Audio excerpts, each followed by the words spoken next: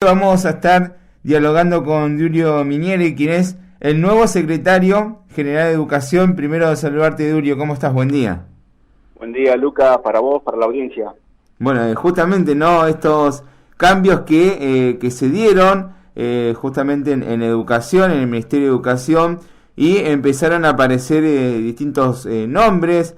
Por supuesto que se observa el perfil, en este caso, del el funcionario que esté a cargo, en este caso, de la Secretaría. Comentanos un poco primero el por qué pensás vos que estás en esta nueva función.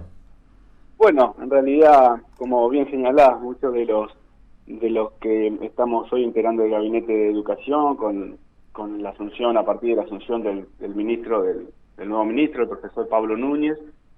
Bueno, en realidad éramos varios compañeros, compañeras que ya estaban en el ministerio trabajando desde hace ya algunos años, en su mayoría. Algunos otros se han sumado ahora, se han incorporado ahora. Estábamos en distintas funciones. Acompañamos también la gestión de la ministra saliente, de Mercedes Jara, que a quien le tocó trabajar mucho y lidiar con la pandemia. Y bueno, y hubo algunos movimientos, rotaciones, reorganizar el gabinete, insisto, con algunos nombres que ya estábamos de hace algunos años y otros que se incorporaron ahora, con la idea en revisar lo que estuvieron haciendo, profundizar algunas líneas de trabajo que ya se venían desarrollando y también, por supuesto, desde la mirada y la impronta que quiere dar el nuevo ministro a la gestión educativa, bueno, innovar en algunas cuestiones, ¿no?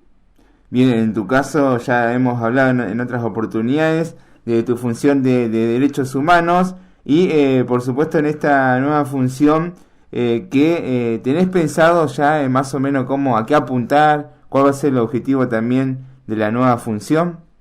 Sí, tal como vos decís, Lucas, estuvimos conversando en otras ocasiones cuando me desempeñaba en el área de derechos humanos, que fueron los últimos 4 años. Y anteriormente, mira, un poco ilustra lo que charlábamos en la pregunta anterior. Estuve trabajando con el Instituto de Formación Docente de la provincia, con la implementación de la Escuela Secundaria de Río Negro, que es un modelo a nivel nacional y regional, que se reivindica como un modelo innovador y que con sus importantes mejoras y avances. También hay otras personas de este equipo estuvieron trabajando en otras áreas, ¿no? En lo que fue la ampliación de la educación técnica, la obligatoriedad de las áreas de 4 años. Entonces, bueno, un poco para completarte la respuesta de la pregunta anterior y me hacías recordar ahora que me preguntabas por la función anterior en derechos humanos. Bueno, antes que eso estábamos también trabajando en educación y con todas estas políticas que generó este grupo que hoy se vuelve a reunir y que ya estaba ahí en el gabinete anterior, pero ahora con estas reorganizaciones se vuelve a reunir para acompañar la gestión del profesor Núñez, que como preguntaba va a tener como prioridades, por lo menos en este primer comienzo, Sí. regularizar y avanzar y mejorar todo lo que tiene que ver con la infraestructura escolar. Por eso ya, como veíamos, vuelven las clases en la escuela primaria 2 de Viedma, por mencionar ejemplos de Viedma. Se han hecho ahora importantes avances en las obras de refacciones y de mejora en la escuela primaria 336, y acá de Viedma también, con los últimos arreglos que faltan para que se retome la actividad normal. Lo mismo, bueno, las licitaciones que permanentemente se están llevando a cabo también para obras en Viedma y en distintos lugares de la provincia. Y eso es por un lado uno de los ejes, y el otro que quizá me compete más en lo personal, el trabajo cotidiano con las direcciones de nivel primario, nivel secundario, de nivel inicial, y por supuesto los otros niveles como nivel superior y las modalidades, que tiene que ver con el trabajo pedagógico, cómo Sí. hacemos para mejorar los aprendizajes, para que los estudiantes de nivel primario fortalezcan las habilidades y los saberes que tienen que tener en lectoescritura, en matemática. Ahora se va a desarrollar el 28 de junio una actividad muy innovadora, muy interesante, que se llama Desafío de Saberes para los alumnos de los últimos años de la primaria, para fortalecer lo que es la matemática, y bueno, también lo que es la lectoescritura, y bueno, y a nivel secundario, también entendiendo que salimos de un contexto de pandemia y de suspensión de la presencialidad. También la idea es inmediatamente hacer diagnósticos para saber qué pasa con la matrícula, si hay que trabajar para reincorporarla, para contenerla, para evitar el desgranamiento, y también fortalecer los aprendizajes, ¿no? Eso es un poco más la función más específica que te toca a la Secretaría de Educación. Y sabemos que la vuelta a clases en todos los ciclos, en inicial, en primaria, en secundaria no ha sido fácil por la pandemia y es por eso que también la idea es poder hacer un análisis de cómo está la situación para poder llevar a cabo distintas políticas públicas. Exactamente, estas líneas prioritarias que mencionábamos, que ha destacado el ministro también, el profesor Núñez, cuando asumió y cuando dio sus primeras expresiones públicas al respecto, tienen que ver con una primera idea que tenemos de cuál es el diagnóstico, que sin embargo aún estamos trabajando en ello. Recién entramos en funciones el día lunes de esta semana. Ya hemos tenido reuniones con representantes gremiales y también hemos estado reuniéndonos con las distintas áreas de nuestro Ministerio de Educación y Derechos Humanos para poder interiorizarnos de la información, del dato duro, de la estadística, y también tuvimos ya reuniones con las direcciones de nivel inicial, primario, secundario, nivel superior, y de las modalidades, educación especial, educación técnica y demás, para poder tener este diagnóstico con más información, más acabado, y poder darle una interpretación, digamos, desde la mirada educativa a ese dato duro, a ese dato frío, que es el número, ¿no? Entonces, bueno, en eso estamos trabajando. Sin dudas necesitamos un diagnóstico más acabado. Estas son las primeras impresiones que tenemos, y por supuesto que es una tarea que tenemos que terminar de hacer rápido, ¿no? Por eso es que estamos abocados a ello. Y a partir de allí, de las primeras impresiones que tenemos, se han definido estas prioridades que mencionábamos recién. Y la situación económica sabemos que es bastante compleja a nivel nacional y que impacta mucho en nuestro país. Y bueno, han tenido algunas demandas los trabajadores de educación. Es por eso que en su momento han realizado marchas, paro. Es más, alguna de las hipótesis, ¿no? Por supuesto que hay varias, es que la ex ministra de Educación no está más por esos problemas que hubo de educación. En este sentido, la pregunta va, ¿se tienen pensado reunirse o ya se reunieron con integrantes de los sindicatos de educación? Sí, apuntamos a un diálogo permanente para construir los consensos que nos permitan avanzar en las políticas educativas que queremos implementar.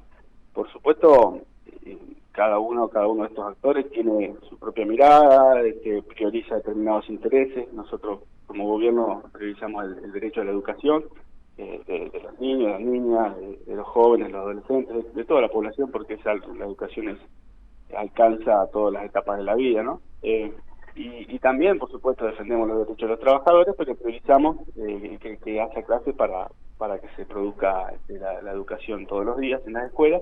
Y bueno, el sindicato también, por supuesto, que está interesado en garantizar el derecho a la educación de los jóvenes, pero tiene como función principal defender a los trabajadores. Por eso es que compartimos miradas en algunos aspectos, podemos avanzar en la construcción de consensos y avanzar articuladamente desde las diferencias, desde las distintas miradas, desde el pluralismo, pero construir consensos desde ahí.